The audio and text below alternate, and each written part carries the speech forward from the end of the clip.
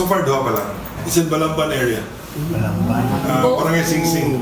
Everybody involved, the contractors, the DPWS personnel.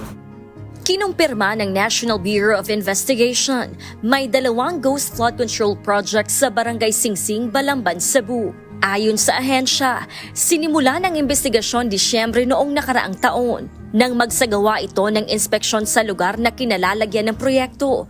Ngunit wala silang makitang konstruksyon ng flood control project. Bunsod nito ay inirekomenda na ng ahensya ang pagsampa ng kaso laban sa 2 contractor at mga kawani ng Department of Public Works and Highways sa Cebu na sangkot sa proyekto. Kasong graft at malversation of public funds ang ihahain sa lahat ng sangkot. As per the TDWH, instead of building from this area, they transferred it to the next barangay, whatever reason, justification they made, but on paper, it appeared on this barangay.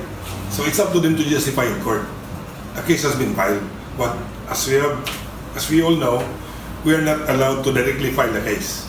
You have to forward it to the DOJ task force for them to evaluate and then pass to the commission, and then it's up to the commission to file.